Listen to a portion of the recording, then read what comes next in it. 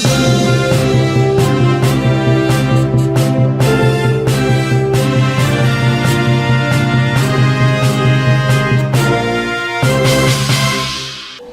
To ఎస్టే news. నేను శంకర్.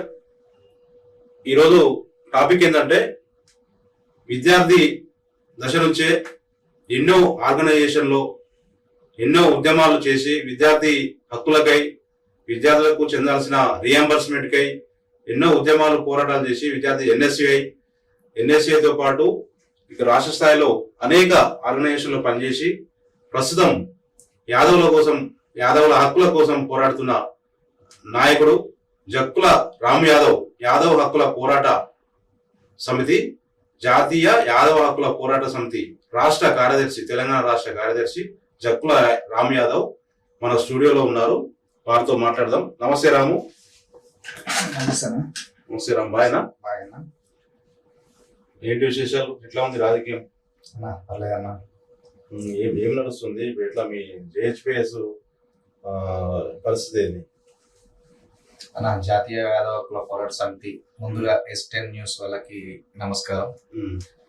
జాతీయ యాదవ హక్కుల పోరాట సమితి అనేది ఇప్పుడు ఫుల్ యాక్టివ్ గా 6 రాష్ట్రాలలో కంటిన్యూషన్ అవుతా ఉంది. 6 రాష్ట్రాల్లో ఎవరికైనా సరే ఎటువంటి ఇబ్బందులున్నా, ఏమైనా సమస్యలున్నా కూడా మా యొక్క జాతీయ అధ్యక్షుడు మేకల రాములు యాదవ్ గారు మరియు వారి యొక్క టీం, జిల్లాలో ఉన్నటువంటి జిల్లా అధ్యక్షులు కానీ, రాష్ట్ర నాయకులు కానీ, వర్కింగ్ ప్రెసిడెంట్ కానీ, ఇంకా చాలా మంది టీం కూడా ఫుల్ యాక్టివ్ గా పనిచేస్తూ ఉన్నారు. ఒక యాదవ జాతిలో పుట్టినటువంటి ఎవరికైనా సరే మంచి చెడు ఏది ఉన్నా సరే ప్రతి ఒక్క దానికి కూడా అండగా ఉంటూ, బాసటగా ఉంటూ, ఎవరికైనా ఇబ్బంది వచ్చినా కూడా మేమున్నాము అను ఒక చేదోడు వాదోడుగా భుజం తట్టి సపోర్ట్ చేస్తున్నారు చాలా మంది. ఇప్పుడు మా యొక్క జాతీయ యాదవ హక్కుల పోరాట సమితి అనేది ఫుల్ యాక్టివ్ గా 6 రాష్ట్రాలలో చాలా అద్భుతంగా పనిచేస్తా ఉన్నది. అంటే ఇప్పుడు మీ ఆర్గనైజేషన్ ఎస్టాబ్లిష్ చేసింది మన తెలుగు అంటే తెలంగాణలోనా, లేకుంటే నార్త్ వాళ్ళు ఉన్నారా? ఈ జేహెచ్పిఎస్ వ్యవస్థాపక ఇది యాక్చువల్లీ 2009లో స్టార్ట్ చేయడం జరిగింది. అప్పుడు మనకు తెలుసు కదన్నా, ఉమ్మడి ఆంధ్రప్రదేశ్ ఉండేది. 2 తెలుగు రాష్ట్రాల్లో కూడా ఉమ్మడి ఆంధ్రప్రదేశ్ రాష్ట్రంలో ఉండేది. చాలా కింది స్థాయి నుంచి బస్సులలో ప్రయాణం చేస్తూ ప్రతి ఒక్కరిని కూడా ఇంటికి వెళ్ళి జాతీయ యాదవ హక్కుల పోరాట సమితి ప్రజెంట్ ఏంటంటే, అంతకుముందు యాదవ హక్కుల పోరాట సమితి అని ఉండే, దాన్ని ఇతర రాష్ట్రాలలో కూడా జాతీయ స్థాయిలో కూడా వచ్చింది. అంటే చేస్తున్నటువంటి తరుణం అనేది అంత కష్టపడ్డాడు, అంత ఎఫర్ట్ పెట్టాడు, తిరిగాడు మేకల రాములు యాదవ్ గారు. అందరినీ ప్రతి ఎవ్రీ 2 years ఒక రాష్ట్ర అధ్యక్షుని నియమించుకుంటూ వారితో ఒక మంచిగా ప్రధాన మోటో అంటే అన్న, ఇప్పుడు అన్ని కులాలలో కూడా చాలా మంది వెనుకబడిన వాళ్ళు ఉన్నారు. ఇప్పుడు ఏ కులంలోనైనా సరే మనం కూడా ఆర్థికంగా, విద్యా ప్రకారంగా, ఉద్యోగ ప్రకారంగా కూడా మా కులంలో కూడా మేము కూడా ఒక గొప్ప ఉన్నత స్థాయిలో ఉండాలి, గొప్పగా బతకాలి, గొప్పగా జీవించాలని ఒక ఉద్దేశంతో ఇది పెట్టడం జరిగింది. చాలా మంది కూడా అణచివేతకు గురవుతా ఉన్నారు.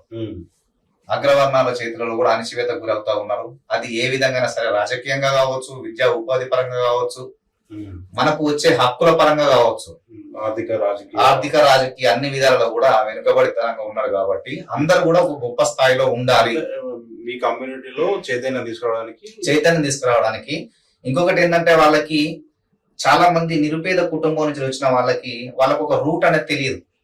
ఎలా ఇప్పుడు ఎగ్జాంపుల్ చదువుకుంటారు, నెక్స్ట్ వేరే కోర్స్ తీసుకొని ఈ యొక్క రంగంలో పోతే నేను గొప్పగా బతకగలుగుతానా లేదా. సో అటువంటి వాటికి కూడా సహాయ సహకారాలు ఇస్తుంది జాతీయ యాదవ హక్కుల పోరాట సమితి. అంటే సేవా కార్యక్రమాలు కూడా. ఏమేమి సేవా కార్యక్రమాలు చేస్తారు?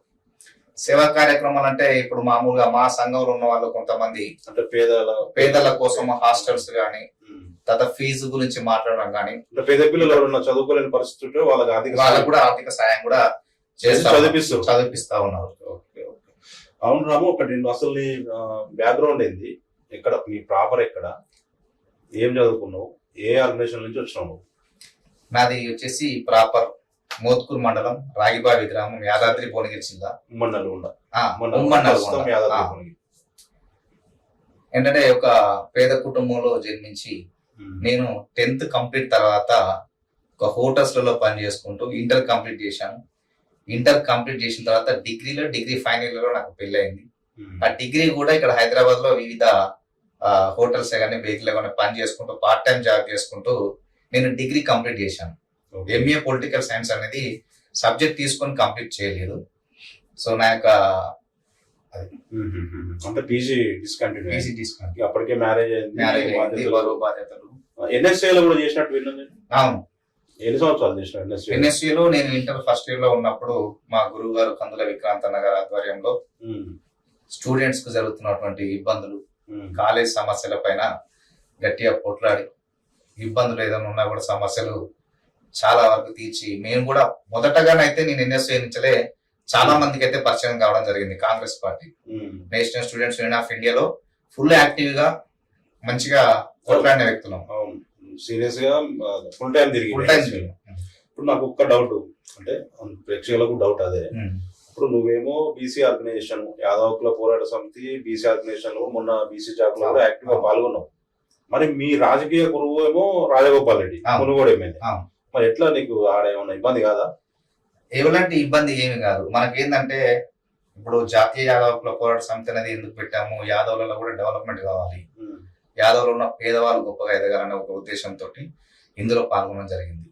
జనాభా ప్రాతిపదికన బీసీలు వాళ్ళు తెలంగాణ రాష్ట్ర గవర్నమెంట్ 56% ఏదైతే తీసినారో దాని ప్రాతిపదికన మాకు 42% రిజర్వేషన్లు కావాలని మేము కొట్లాడుతా ఉన్నాం. మా యొక్క హక్కులు కావాలి, రాజ్యాంగబద్ధంగా కావాలి, విద్యా ఉపాధి ప్రకారంగా కావాలని కొట్లాడుతా ఉన్నాం. ఇది ఓన్లీ ఏదో రెడ్డిలకో లేకపోతే ఇంకోలకో వ్యతిరేకం అనేది కాదు. మా జనాభా ప్రాతిపదికన మా హక్కులు మాకు కావాలని కొట్లాడుతున్నది. ఒక అభిమాన నాయకుడు, ఒక మంచి గొప్ప నాయకుడు, ఒక 10 మంది సేవా కార్యక్రమాలు సహాయం చేసేటువంటి గుణం ఉన్న వ్యక్తి, నేను ఆరాధ్య దైవంగా కొలుచుకున్న వ్యక్తి ఎవరైనా ఉన్నారంటే రాజగోపాల్ రెడ్డి. ప్రజానాయకుడు, ఎంతో మందికి సహాయ సహకారాలు చేశాడు. అతను చేస్తే సహాయం ఒక కుటుంబం కూడా నిలబడేటువంటి సహాయం చేశారు. నిన్న మొన్ననే రీసెంట్ గా మన 12,50,000 కూడా 12,50,000 కట్టి ఒక కిడ్నీ మార్పిడి చేయించారు, ఆపరేషన్ కూడా చేయించిండు. చాలా తెలంగాణ రాష్ట్రంలోనే ఏ నాయకుడు చేయలేనంత సహాయం కేవలం ఒకే ఒక నాయకుడు రాజగోపాల్ రెడ్డి గారు చేశారు. ఎన్నెన్నో చేసుకున్నారు, 5,000 10,000 చేసి కూడా పేపర్ ప్రకటించుకున్న చాలా మంది. కానీ కోమటిరెడ్డి రాజగోపాల్ రెడ్డి గారు చేసింది చాలా కోట్లలో ఉంటుంది. చాలా మందికి సహాయ సహకారాలు అందిస్తే కుటుంబాలు నిలబడ్డాయి. అటువంటి గొప్ప నాయకుడిని నేను ఆదర్శంగా తీసుకొని అతను నాకు ఒక దైవం లెక్క దేవుని లెక్క కొలుచుకుంటూ ఉన్నాను. సహాయం కోట్లలో ఉంటది, ప్రచారం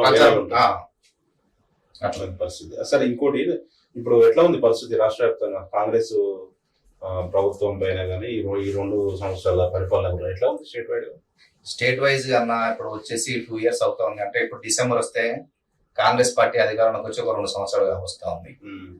సో గత ప్రభుత్వం BRS పార్టీ చేసినటువంటి అప్పులని అంటే తీర్చలేక రాష్ట్రంలో బడ్జెట్ కూడా లేక 10 సంవత్సరాలు ఆగం పట్టించారు. 100% ఆగం పట్టించారు. అది ఎలా అంటే మామూలుగా మీరే చూసుకోవచ్చు, ఫుల్ పేపర్ ప్రకటనలే కావచ్చు, ఫుల్ పేజ్ యాడ్లే కావచ్చు, ఇతర రాష్ట్రాల్లో కూడా మన రాష్ట్రం యొక్క సొమ్మును కూడా అక్కడ ఖర్చు పెట్టడమే కావచ్చు. తర్వాత చెట్లు పుట్టలు గట్టులు, తర్వాత రోడ్లకు కూడా 100 ఎకరాలకు కూడా రైతు బంధు ఇచ్చారు. అది అంతా ఎవరి సొమ్ము? మన తెలంగాణ రాష్ట్ర ప్రజల సొమ్ము. అది దానికి ఒక లెక్క లేకుండా విపరీతంగా ఖర్చు పెట్టి ఈరోజు రాష్ట్రం అనేది మిగులు బడ్జెట్ ఉన్న రాష్ట్రాన్ని లోటు బడ్జెట్ చేసి ఈరోజు జనాల నెత్తి మీద పెద్ద భారంగా మారింది. అవంతా సెట్ చేసుకుంటూ రేవంత్ రెడ్డి గారు వస్తా ఉన్నారు. ఇంకా 2 years కూడా కాలేదు, ఇప్పటికే కూడా కొన్ని మంచి సంక్షేమ పథకాలు కూడా అమలు చేశాడు. ఇంకొక 2-3 మేజర్లు ఉన్నాయి, అవి కూడా అతి తొందరలోనే చేస్తారు. ఇప్పుడు జూబ్లీస్ ఉప ఎన్నికలు నడుస్తున్నాయి కదా, ప్రచారానికి వెళ్ళిరా మీరు? వెళ్ళాను. ఎట్లా ఉంది అక్కడ పరిస్థితి? అక్కడ 100% జూబ్లీస్ లో నవీన్ యాదవ్ అన్న గెలుపు 100% అక్కడ ఖరారు అయిపోయింది.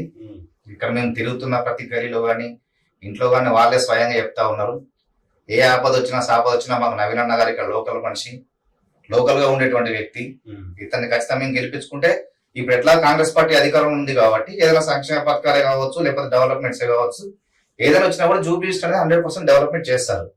గత 10 ఏళ్లలో BRS పార్టీ అధికారంలో మాత్రం ఏం డెవలప్మెంట్ కాలేదు అని చెప్పేసి అక్కడ ఉన్న వాళ్ళ స్థానికులు చెప్తా ఉన్నారు. సో 100% అక్కడ జూబ్లీస్ లో నవీన్ యాదవ్ అన్న గెలుపు ఖరారు అయిపోయింది. ఇందులో ఎటువంటి డౌట్స్ లేదు. మనం నేరుగా ఎవరైనా కూడా మెజార్టీ కోసమే మేము అనుకుంటున్నాము. ఒక 50 నుంచి 60,000 మెజార్టీ అనేది 100% వస్తుంది. Naveen Yadav. Okay, thank you Ramu. ఇంకేమైనా చెప్పదలుచుకున్నావా? ఇంకేం లేదన్నా. Thank you.